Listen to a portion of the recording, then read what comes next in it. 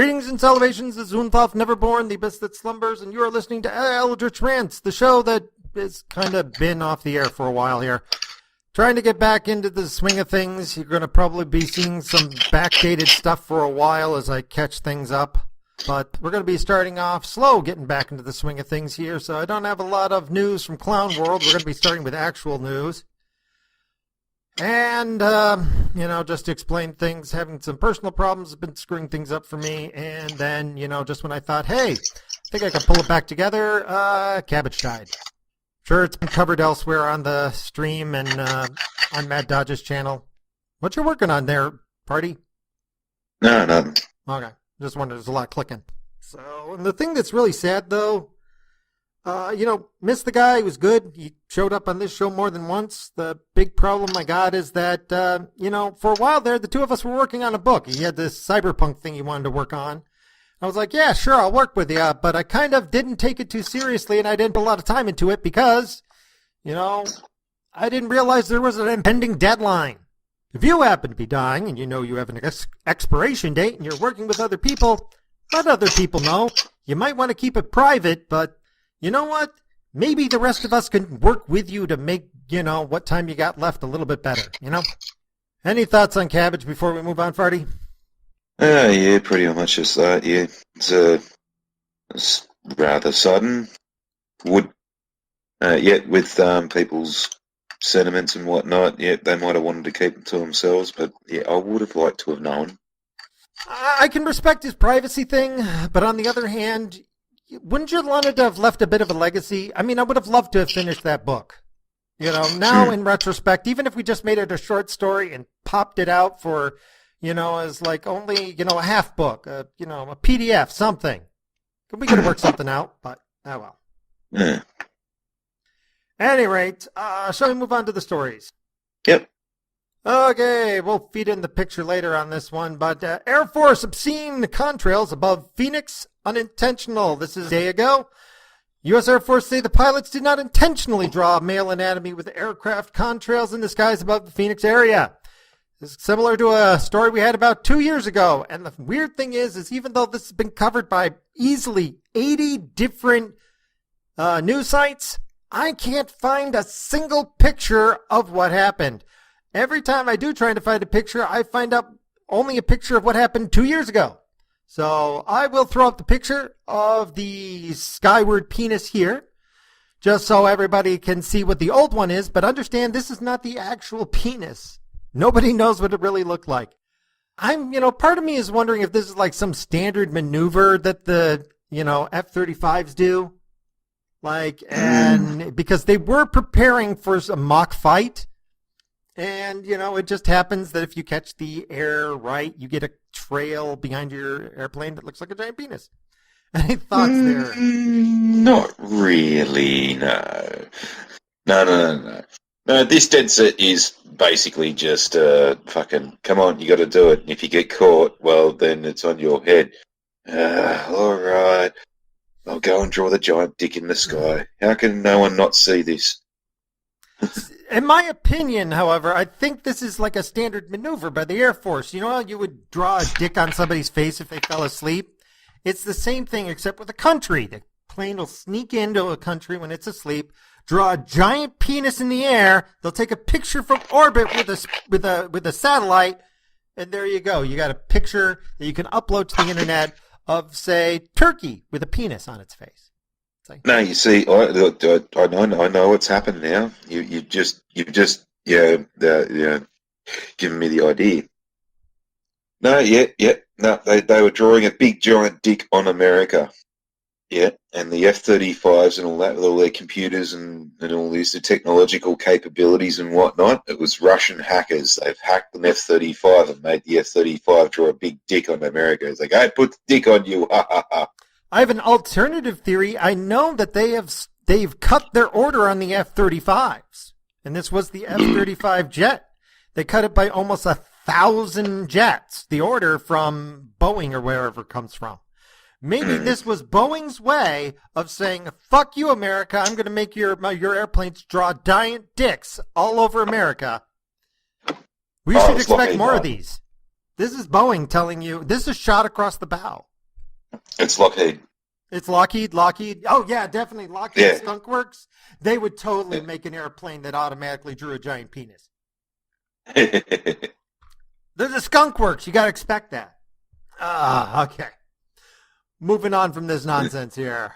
No, you can just imagine that now, like there's lights inside of the hangar and shit, and some Air Force policemen go into the hangar to see what the fuck's going on. And there's an F-35 that's sitting there in the middle of the hangar going a bit stupid and loopy, and one of the provos gets up into the fucking hangar and he's like into the cockpit and he's looking down and he's like, "What are you?" And then the F-35 simply replies, "Dick Cheney." Dick Cheney had his brain uploaded to an F-35 and nobody knew it.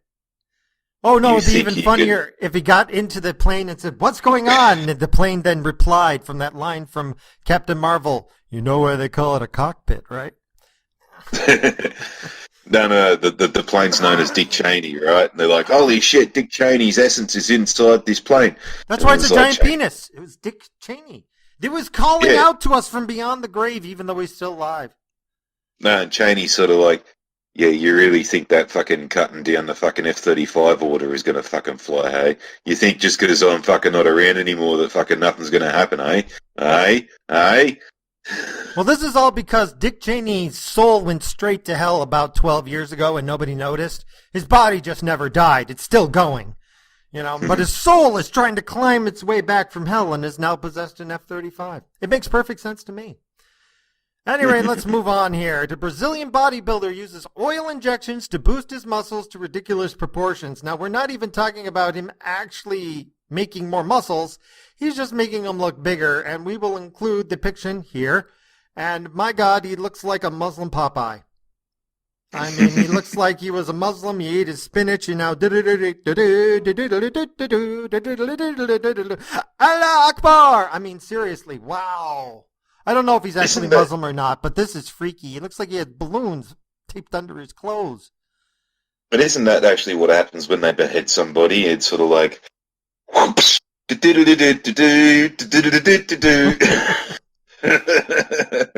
He's from Sao Paulo-based construction worker, and I'm like, how can you think you look good? And, when I look at this and I go, you know what? There's no woman on the planet with like a set of tits like that. When women are going, "Man, I wish I had boobs like that," you have malformed yourself because this is not proportional.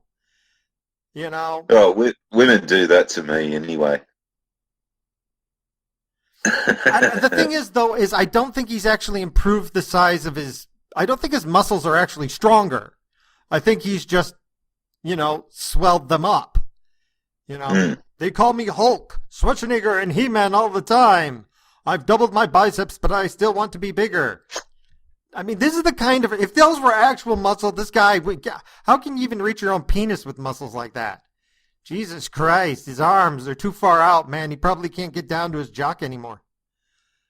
And you got to be careful. He'd probably accidentally rip off his own testicles if he could get a hold of it. I'm just going to give up. I ripped off my penis off. I mean, seriously, there's strong and then there's whatever the hell's up with this guy. And it's like one arm is not the same as the other, and I don't want to even know what's going on with his back. Because he's looking like, are you developing a hunch? What? I mean, dear God. Oh, that's just scary. Oh, Vladimir. Stupid bloody wog bastards. Ah, Brazil, you are still an interesting country. Anyway, any comments on Vladimir before we move on? Well, when he finally pops and all this kind of stuff, don't worry, the Americans will be there to help. They'll put a cordon off and then start mining him. I actually suspect it'll be more along the lines of that if he ever actually got hit with a pin, you'd hear, he'd be like a balloon just zipping around the room. But do you reckon if he ever went, to America, the State Department would ever let him leave? Not with all that oil, you're not, son. Dear God, yeah, they could hydrofrack this guy for a year. Oh my God. Oh, yeah. They usually, if he gets much bigger, they'll invade him just to, just to liberate the oil. Crap. I'm surprised Venezuela, which we will get to later, hasn't tried to kidnap this guy. Well, that's the thing, you see. He was originally Venezuelan. Oh, then he immigrated to Brazil. He took all the oil with him. Yep. That's why their economy's collapsing. This guy escaped. Yep. Oh well. Moving on. We got John Cleese. Everybody's probably heard about this yet, but he's got a new tweet. I think it's, the original ones, I think it's legitimate to prefer one culture to another. For example, I prefer cultures that do not tolerate female genitalia mutilation. Will this be considered racist by all those who hover, eagerly hoping that someone will defend them on someone else's behalf naturally? Yeah, and people jumped all over him and said he must be fired. And he said, I can't be fired. I don't have a job. Well, his movies should be destroyed. I'm not filming any movies right now, so you can't, boycott my movies. Well, he's racist. And he goes, yeah, that's why I live in Jamaica with all these black people that are my friends. Yeah, that's how racist I am. Wow. Yeah. This guy, I gotta admit, he's got balls. He's got nothing to lose, which is probably why he's got balls. But, man, now John Cleese, gotta admire him. And I think the thing is, though, I think he's timing this well. Because when you look at the UK, I think it's just about to snap. I mean, what was it? The Brexit Party, won by a landslide when it came to the EU elections? Did you hear about that? No. Yeah, this party, the UKIP, which was Sargon and the Labour and the usuals, were all trying to get do elections for their representatives in the EU, and everybody's going, didn't we vote to leave the EU 3 years ago? And then one guy came out and said, I'm forming a party that's called Brexit. Our only purpose is to leave the EU. Vote for me. I've got no other issues other than we're going to leave the EU. And they won 9 seats. It's crazy. That's all they had to do. And actually, Sargon, who lost, got his ass handed to him, graciously said, to whoever the guy's name was, congratulations. I hope you succeed. You're doing exactly what I would have done if I had gotten elected. Good job, man. And I think that that's pretty much a sign, especially since, what's her name? I don't even want to say her name. The prime minister over there quit. So I think that John Cleese can read the writing on the wall, and it looks like he's really being brave, but I think he's just it's finally about to snap. So I'm going to look like I'm on the forefront when things are actually pretty safe right now. But we'll see what happens. I mean, nothing can happen to the guy, and I think that's part of the point. He's going to stand out there and say, look, nothing's happened to me. You too can stand up to this nonsense.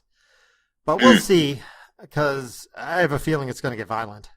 I don't know. Well, this is kind of why I've always liked John Cleese, because he is that sort of very, very old school British, almost Victorian-esque type fucking comedian. World type dealio thing. Yeah, and it's not a case of who can swear the most or whatever, and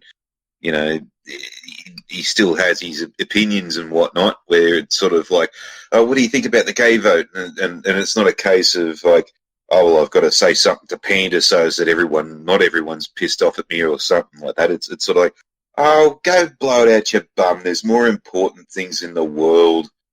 And everyone's sort of oh my God, John Cleese said something like that. It's no, that is exactly what I expect John Cleese to say. He's honest. He's the original comedian who believes that a comedian has a job and a duty, and that duty is to say the things that nobody else will say. Yeah. Unlike the comedians today, which are like cowards. Yeah, and it's like I said, like with that, it's sort of what's your inane, stupid, fucking bullshit problem?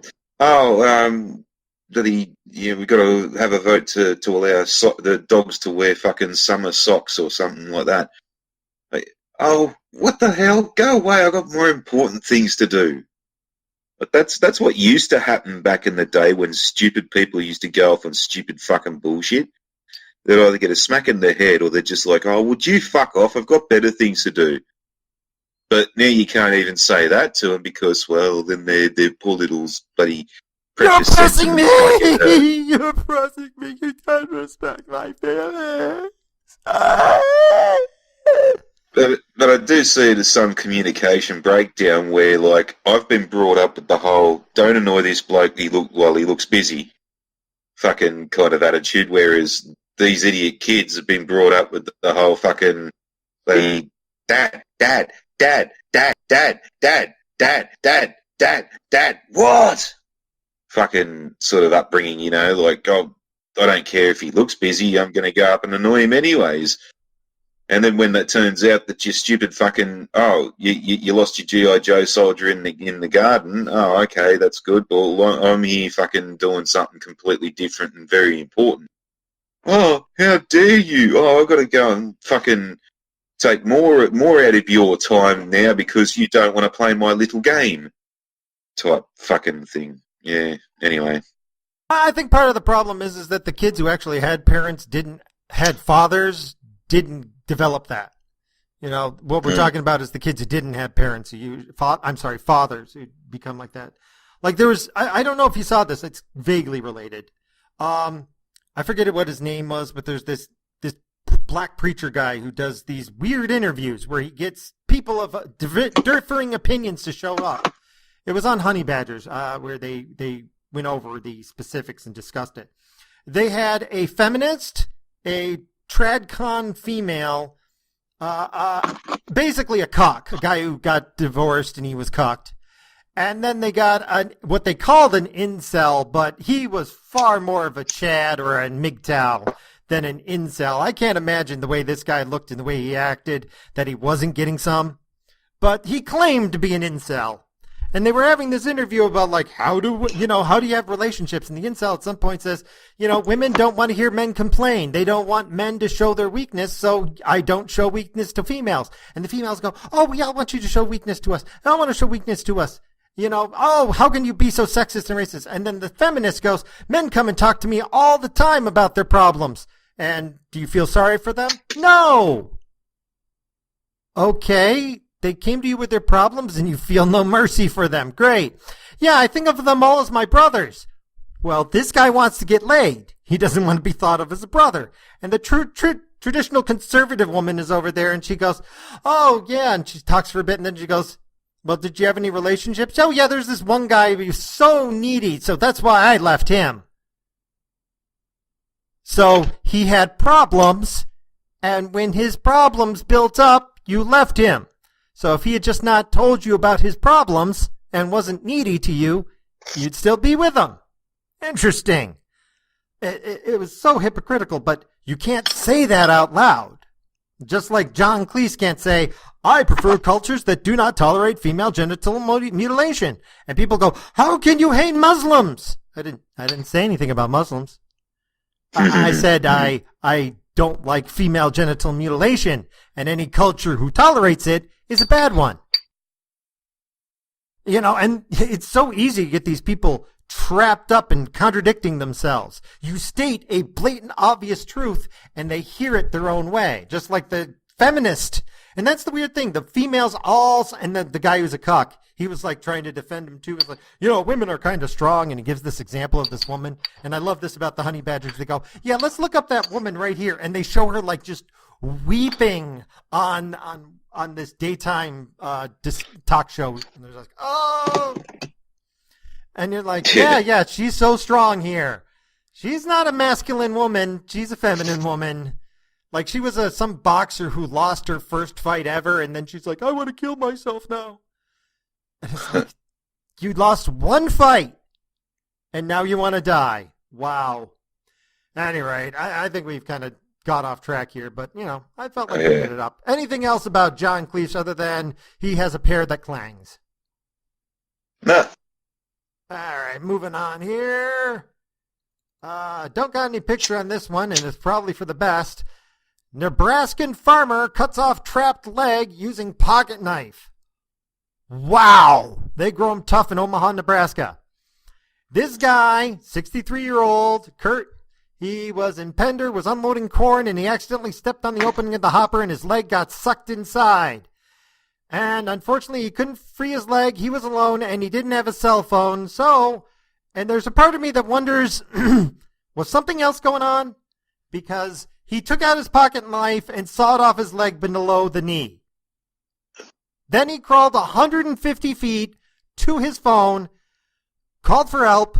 They showed up, flew him to the hospital. He never lost consciousness, and he's going to get a prosthetic limb once his leg is fully healed. Wow. I don't know if I could do that.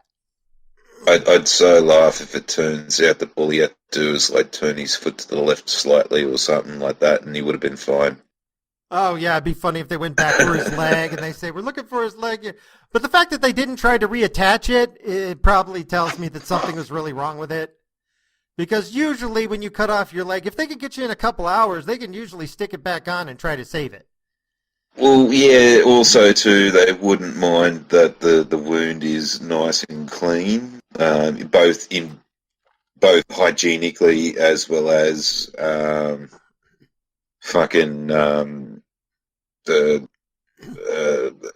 shit, what's the, like, not ripped and torn and jagged to fuck. Now, if it's a nice clean incision, that's perfect. If it's, jagged lacerations and stuff like that, it's a little bit more difficult. Now, he might have tore it up to buggery trying to fucking crawl up to he used a pocket knife. It's not exactly he must have hacked at it, something fierce, but still, it probably got pretty mangled in there before he tried to cut it off, I assume. I assume he may have already been having blood loss. Yeah, it could have been mangled on the way to getting the phone. There's also a certain amount of time that they'd like to get it back before like the too much tissue starts dying as well. That could have also been an issue. How long did it take for him to crawl to the phone? Part of me that's also wondering what kind of this grain hopper was, because I don't know if you know, around here, I know when I think of a grain hopper loading it in, there's this thing you load it into, then it puts it up on this ramp, and this conveyor belt carries it up really high and then shoots it out on top of things. So I'm wondering if in the process of sawing off his leg, it got loaded into the machine and actually got shot out into the grain hopper. So that might be why they didn't find it, because his leg's still in there somewhere. Oh, maybe. And I could see a farmer going, hey, no, don't empty it out looking for my leg. You know how much that grain's worth? We'll get it in a couple of months when it comes to the bottom. Yep. Oh, don't worry, it'll be that much corn on top of each other presses down, you get moonshine at the bottom. It starts to rot because of the pressure. You could get alcohol at the bottom of the corn. You just put some things with cork at the bottom there, so I'm pretty sure it'll be preserved. But a pickled leg will finally wind up at the bottom when it's finally done. Oh, God. That's a tough bastard, man. Kurt gets my, Badass of the Year award, and we're only halfway through the year here. Anything else on Kurt before moving on? No. Alrighty. I want to talk about Robert Mueller for a bit here. I don't know if anybody actually listened to everything he said. Mueller.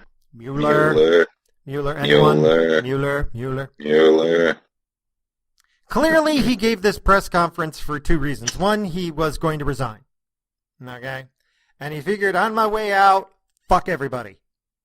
And he gave a press conference where he started off by saying, I have nothing to say. Everything I have to say is what's written down. You want to know what I have to say? Look at what I wrote. I'm not going to add anything to it. Then he proceeded to add stuff to it. But at any rate, what he added to it was not actually anything different from what he said. He just changed the order and the phrasing a bit. But basically, he said everything that was in his report. And a lot of people are going, oh, this is Mueller saying that he would have charged Trump if he could have. No, actually, just so everybody knows, Robert Mueller basically said, I can't charge Trump with anything ever because he's the president. So I was never going to charge the president. Okay, so that's where people go, oh, so if you had evidence, you wouldn't do it. We clearly need to impeach him. The problem is that he also then added, I couldn't find anybody to charge as a conspirator.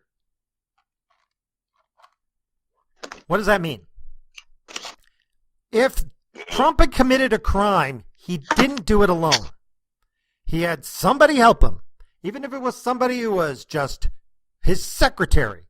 Even if it was just somebody who was just, carrying the note, making the phone call. Trump was not a conspiracy of one. Somebody else could have been charged with something. Even if, and by the way, it isn't collusion. It's conspiracy to defraud. That's the actual underlying crime. So they could have obstruction of the investigation of conspiracy to defraud the U.S. government. And then if anybody was trying to help Trump cover up the investigation into the obstruction, which did happen with that one guy, supposedly, it would be obstruction of the investigation of the obstruction, investigation of the conspiracy of the, intent to defraud the U.S. government.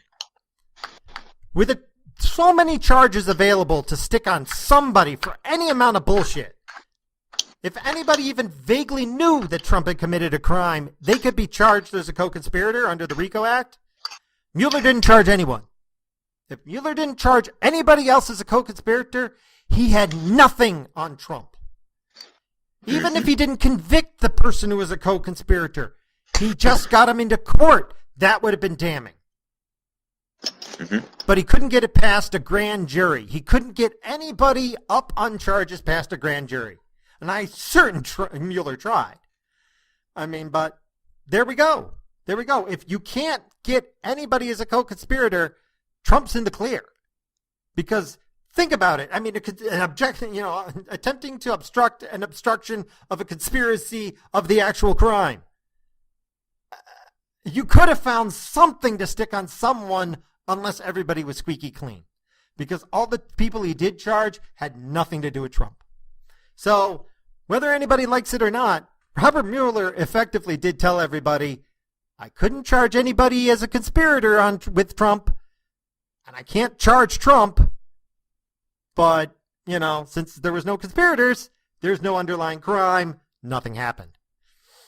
There we go. Although the way he phrased it was such bullshit. If we had thought he was innocent, we would have told everybody. No, it's not your job to proclaim somebody innocent.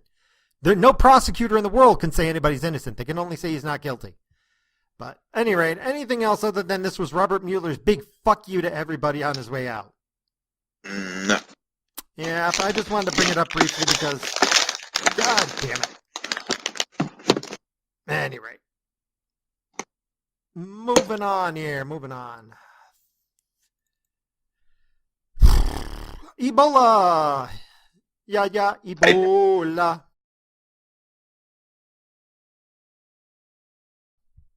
I put it in my ear and it made me ill. No, there ain't no cure. No, there ain't no pill for Ebola. Ebola. The doctor says I'm sick and I won't last long, and I might not last till the end of this song cause of Ebola.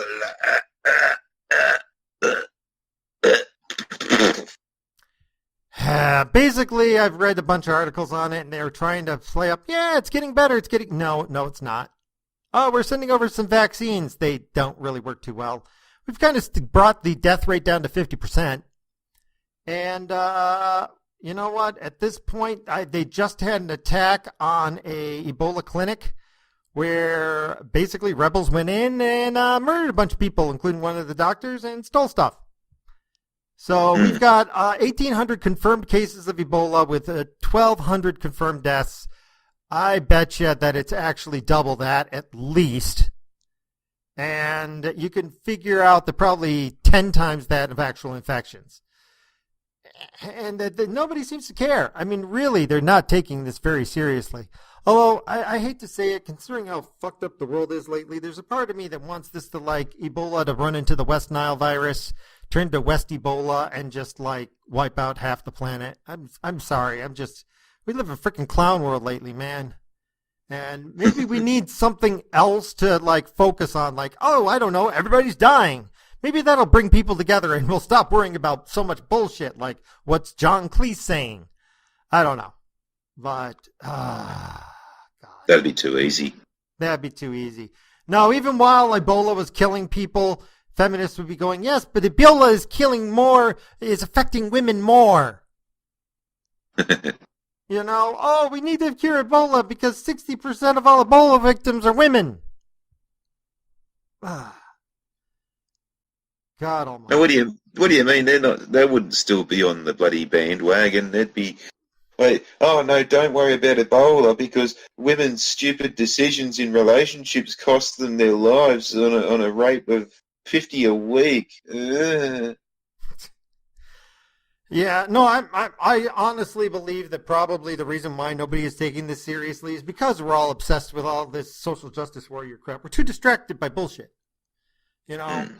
I mean, what was it, 3 years ago when the last Ebola breakout was, we took this a lot more seriously, but the problem wasn't nearly this intense. But still. Well, the difference between this one and the last one was in Liberia, Ghana, and Sierra Leone. They were accessible places. They're friendly countries. You can go there as a tourist. I've been there myself, and you can go in and you can sort that place out. When we first mentioned this a couple of years ago, there's Ebola in the Congo, and I just went, yeah, good luck with that, because well, the only realistic way that you are going to sort that out is to stop the civil war that's just going on there. And since no one's going to stop the civil war, then there's no point in taking the Ebola crisis seriously because there's nothing you can do otherwise. Well, just so you know, there have been reported incidences in their main city. I forget what it's called, but basically, figure it's got the population of Boston. And if it starts seriously jumping from person to person to person, eventually it's going to mutate.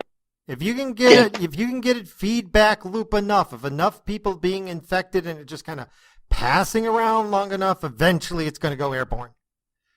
And they're not shutting down the airport.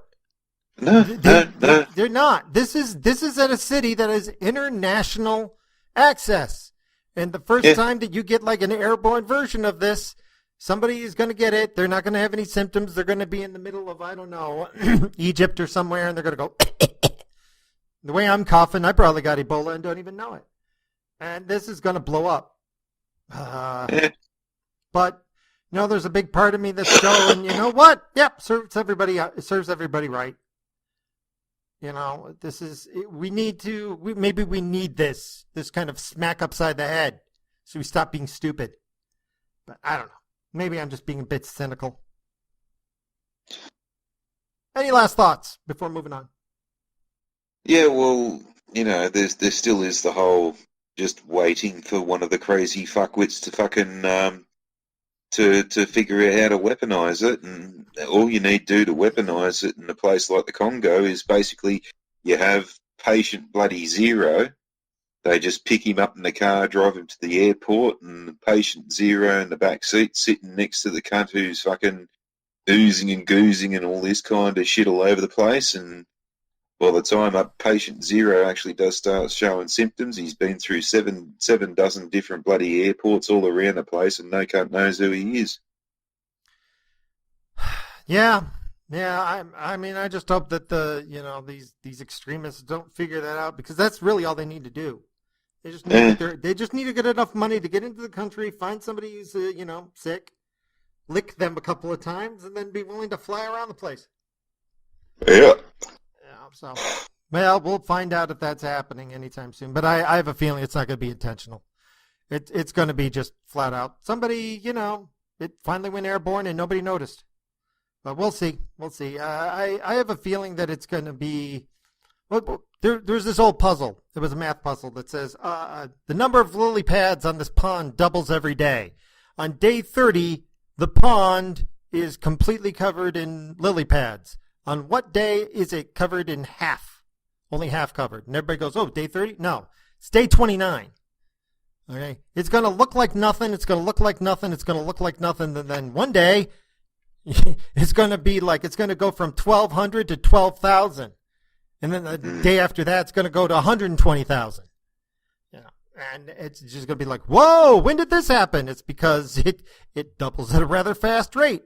It's not very big right now, but someday it's going to hit that point where it's just going to explode. And I don't know what's going to happen. I mean, it's more likely to wind up in China than it is going to wind up in America, though, because China has a lot of connections in the area. And we know China. China doesn't believe in human rights. So if it actually has an outbreak over there, they'll probably just cordon off wherever the virus appeared and burn the whole place to the ground. So Probably. well, moving on here, yay, future. This one, oh God, I'm going to put up the picture here. Swedish job candidates to be grilled by robotic interviewer. You've seen the picture. I'm sorry, but that looks like, it looks like it's, I don't know, the expression just says, please kill me. Please kill me. It sort of has this perpetual, like, surprised sort of look on its face, like, huh? What? Huh? Just so people can understand what it means here is that this little robot head thing does all the interviews at a number of Swedish places now, businesses, so those Swedish places can say, we have a discrimination-free recruitment process. I want to let somebody know that we had a problem here in America when it came to credit for a while there. And the credit bureau reporting agencies were getting sued, claiming they were racist because they were discriminating against black people. And so they said, fine, we will take humans completely out of the equation and let computers decide everybody's credit rating in a method that is so Byzantine. Nobody really understands it that well. But I'll tell you this right now, it's made credit ratings a joke. I can get anybody a high credit score if you give me 6 months to a year. You know, you could have filed bankruptcy right before you come to me and I'll get you a 680. Because the system is a computer, which is easy to fool. This sounds like a joke to me. And I'm willing to bet that it probably has all sorts of pluses and minuses, like white, heterosexual male, negative 30 points, or some shit like that. But I'm sorry, I would just be creeped out if I had to sit down at a business and talk to a glowing head.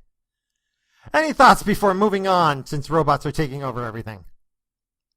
Yeah. On the upside, you couldn't get Ebola from your interviewer. Well, actually, sort of, kind of. It depends on who touched it beforehand and how long.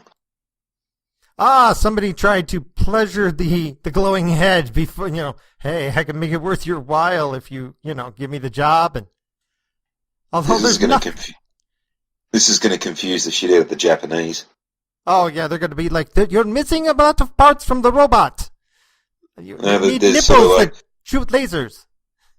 Here, Kendo-san, fucking, here is your interview room, and this will be interviewing you today. And then, like, they shut the door and leave him in there, and he sort of looks at the robot and thinks, hang on.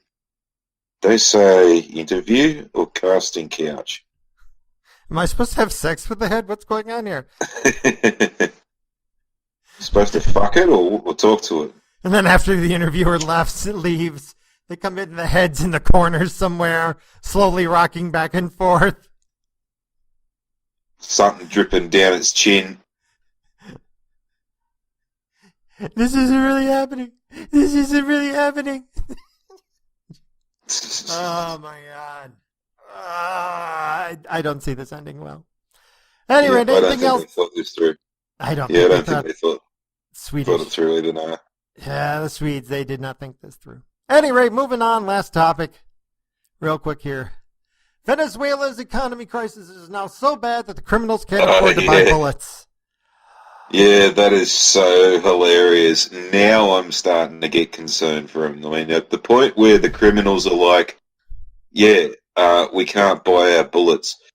Dude, you're a criminal. Why are you buying your bullets? Yeah, why aren't you stealing them? But maybe you can't find anybody to steal them from. He's got a gun. Well, yeah, but the person you're stealing the bullets from has guns too, so...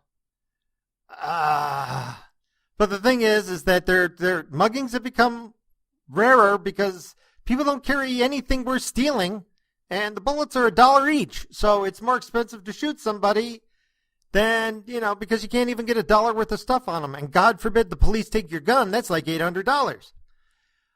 But I just want to say this right now. We knew that things were bad in Venezuela, but the people don't realize this, that when you have a socialist economy, your actual economy is illegal.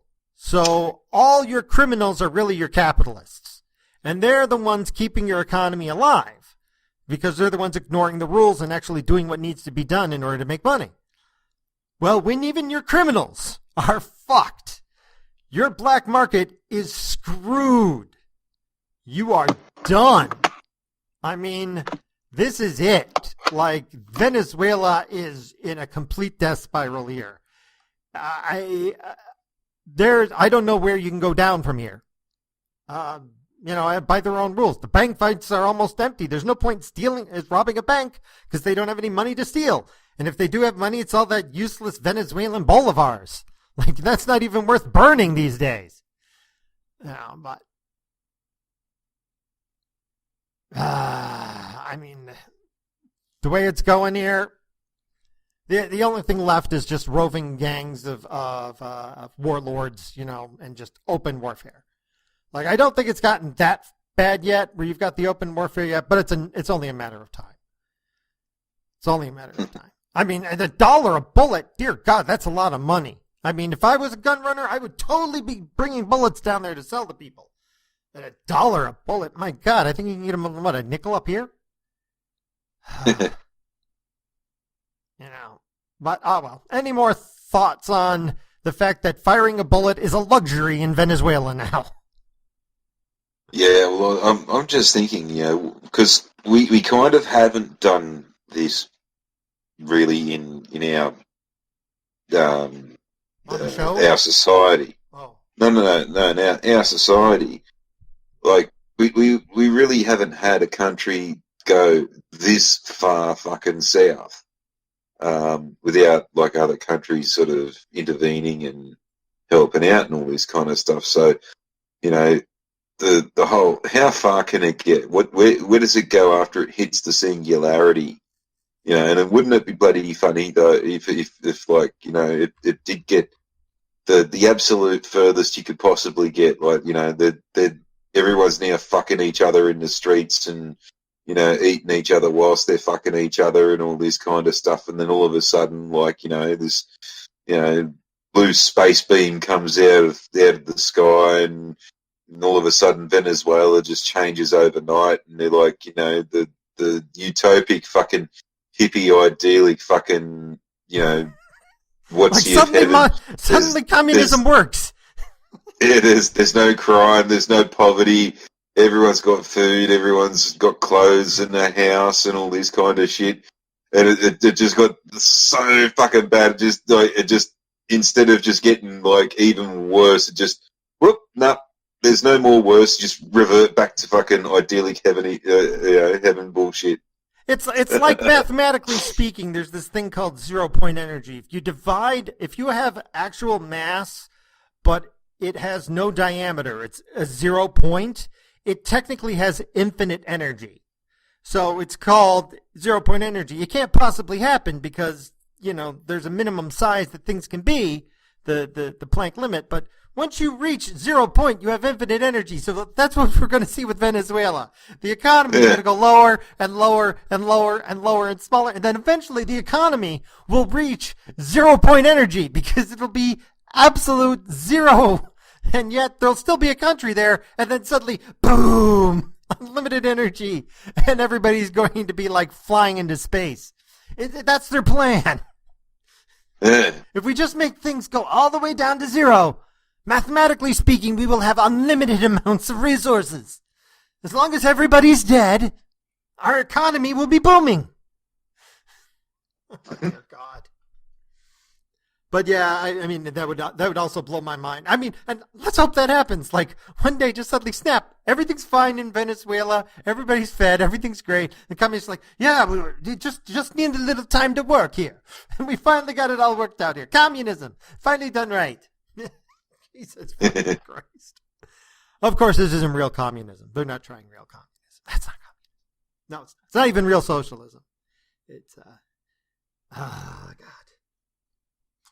It's going to be the next, what is it, Somalia. They're bucking to be the next Somalia. That's no. See, the reason why it doesn't work for places like Somalia is because, well, they're not Like, they're not a Western-style country. They're not like a first world country. Whereas Venezuela's close enough to it, so yeah. Well, I mean, this is weird. Is that I kind of have a feeling that the Democrats were letting this happen and were expecting this to happen at some point when in Hillary's administration, and then she was going to swoop in and take over and steal the oil. Probably. But we've got Trump in office, and Trump's like, nah, I ain't getting involved in that shit. They hate us down there. No. We'll send some guns down to Brazil. Brazil, if you want to handle it. Brazil's going, hell no, we got this crazy lumpy guy over here. This is what we have to work with. We're not going to work. You want us to deal with Venezuela? You deal with it. And America's like, hell no. Hell no. We are not getting involved in this. We're not anywhere near that. We're gonna waggle a finger in a disapproving fashion, and that's the worst we're gonna do. Ah, damn. On the upside, the few people I did know in Venezuela, the last one got out 2 months ago. So there's nobody I know left in the country. Any other thoughts on the economic death spiral of Venezuela? Nope. All right. Well, this is my attempt to get back on the horse here. This is a lot longer than I was expecting, but hey, we'll get it going. It's been real and it's been fun. No, I'm not sure if it's been real fun. Any last thoughts before we head out, Freddie? Actually, I now know how I can get rid of my dad's old stash of ammunition. Ooh. Yeah, I remember my grandfather had a lot of old guns and bullets. I mean, stuff from like Korean War. My God, that would be like, you could sell this to an antique dealer. But man, down there, I bet that's cutting edge technology now. Yeah, you could sell it to a Venezuelan. This is a bolt action rifle. And they're like, ooh, you can load a bullet into it and it doesn't explode in my face? Fascinating. Hey, Sanchez, this is what we call a brown bess.